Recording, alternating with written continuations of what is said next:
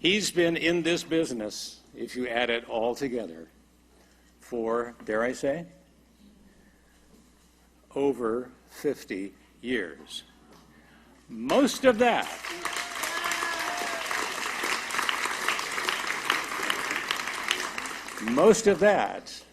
at KGO TV. Sans 8 years as a kid and a couple of other stations. All of that. And I was reading the other day and off camera that Mr. Ashley is celebrating his 20th year as anchor at Channel 7.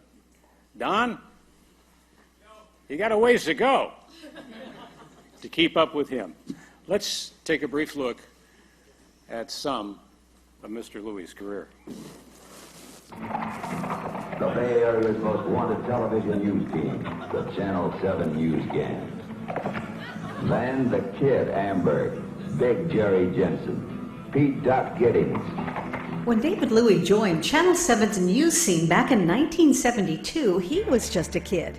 And this kid outlasted the entire gang. Maybe it's because David began training when he was just 5, with regular appearances on a public affairs program in Ohio. Right from the start, he made a name for himself, reporting on tough but important issues, including a series on Bay Area restaurants that exposed serious health concerns. How can you be a public guardian if the public doesn't know what you're doing?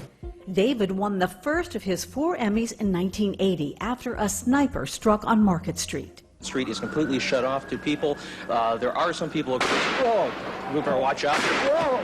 When I started in television, a station consultant showed me tapes of 2 reporters he admired and he wanted me to be like.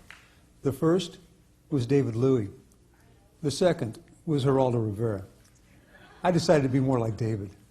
David has reported on many of the Bay Area's biggest stories, including some he might like to forget. Who in the heck got Mother Nature so riled up today? After the 9/11 attacks, David was the first to interview San Jose's Norman Mineta, then Secretary of Transportation, who had just grounded all U.S. air traffic. That was unprecedented. David was one of the first Asian American TV reporters in the Bay Area, and he's been on the air the longest. He was an early member of the Asian American Journalists Association, served as national president, and received a Lifetime Achievement Award. David traveled to Asia many times to report on history in the making. He was in the Philippines during the People Power Revolution that ended the Ferdinand Marcos regime. We were warned that people had guns in the ready and they might be turning against us. In 1979, David was one of the first American reporters allowed into China, after it had been closed to the world for 40 years. Behind me, the Wangpo River, one of the busiest waterways in all of China. As Bay Area trade with the Pacific Rim took off, David became the ABC 7 business reporter. Then, with the growth of Silicon Valley, he added high tech. I am a huge David Louie fan, and I am so proud of him. He and I always wanted to anchor together because David is good at everything. We've done community work together for years, and no matter how busy David is, he has always made time for the National Academy of Television Arts and Sciences. David has been a great asset to our Academy over the years. He served locally as our awards chair, represented us nationally on the Board of Trustees, and to our great pride, eventually became chairman of the board of the national organization. His hard work, diligence, wisdom, and integrity remain a lasting legacy. But David is not all business all the time. Long before the Food Channel, David was doing a feature called Friday Feast.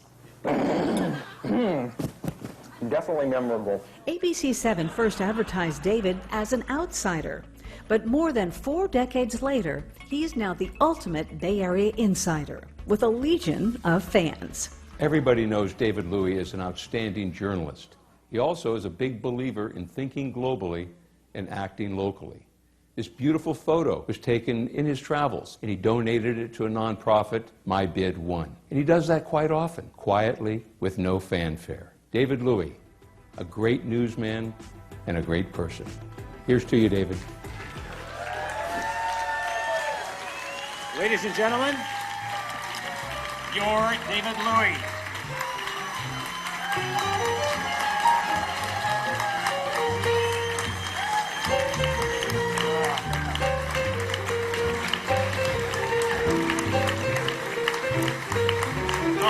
Sit down, sit down. Thank you so much. Thank you so much. Please do sit down. Wow, memories when I had hair. You know, I was only a little ahead of my time. You know, we realized we were going to have a drought one of these days. So think of how much water I save every day not having to wash my hair.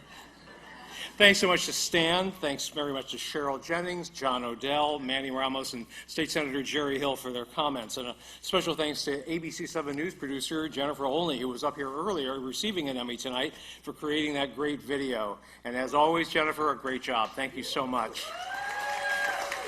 What a special evening to be here among you, among colleagues who I work with every day on the street and who I respect immensely. And I'm so happy for those of you who are walking away with statuettes tonight, and those who have not, there's always next year, of course. I'm happy to be here with the Natus family, and of course my longtime friends and extended family who are here in the first two rows. Thanks so much to the Natus Board of Governors and to longtime Administrator Darrell Compton. Daphne, thank you very much down over here for all your love and your understanding about this special industry and the craziness that it puts into our lives and the deadlines that drive us a little crazy and give us a lot of stress from time to time. Now think about it. How lucky are we to be in this business, to be in television? I mean, when you think about it, in what other industry can you be part fast food cook, turning out quickly what you hope to be a delicious and digestible story in a few minutes? In what other industry can you be a perpetual student, basically going out early in the morning trying to figure out what you can learn about a certain subject and turn it into a story in the evening, essentially turning out a term paper in a single day? We get to interview newsmakers, politicians, celebrities, innovators, a lot of ordinary people as well, as depending on the circumstances of what we're trying to accomplish. We learn from them. We grow in our knowledge and our experience, and we share the information with our audience on multiple platforms. Now, one thing does strike me. How lucky have I been to be with one company for 43 years and counting? Covering all kinds of conceivable stories, not just once, but sometimes twice or three times, given the number of years I've worked there. I've even had an opportunity to be an assistant news director and covering difficult stories that no journalism school or any executive producer could teach you how to do. Groundbreaking stories such as toxic shock syndrome that had us discussing personal hygiene on television, but we did it because it really mattered, because lives were at stake. Another example, those tough times that I know that all of you have faced, having to knock on doors to interview families who have been involved in tragic situations. But you will never forget to put your humanity first. And it's indeed touching when those victims have walked up to me over the years, many years later, and say they will always remember the way I handled the situations with sensitivity and compassion. That means so much, and that means that we have not failed in our mission. I owe so much to our colleagues who are great photographers, great producers, and teammates. Many of you are here tonight, and I honor all of you, and I honor all of the great craftspeople who are in our industry. You inspire me every day with your ideas, your creative input, and even the tolerance of some of my quirks. I'm grateful to Natus for having had the opportunity to give back to our TV community as awards chair and, as you heard, as board chairman of the national group. But most of all, I am grateful to see the diversity in this room tonight, something sorely lacking when I joined this industry in the 60s and 70s. Yes. So many of us, and you know who we're talking about, from Belva Davis to Wendy Takuda and Jan Yanahiro and many others who I can't even begin to list. All of us worked very hard to try to open the door and try to create more opportunities to get more of all of us into the pipeline and to now be part of our industry. So I am immensely proud of what all of us do, and thank you for what you do every day. So thank you for the special honor, clearly the most meaningful one in my career, and in future years, when our paths cross, I will be saying to you how much I appreciated how kindly you treated me tonight. Thank you.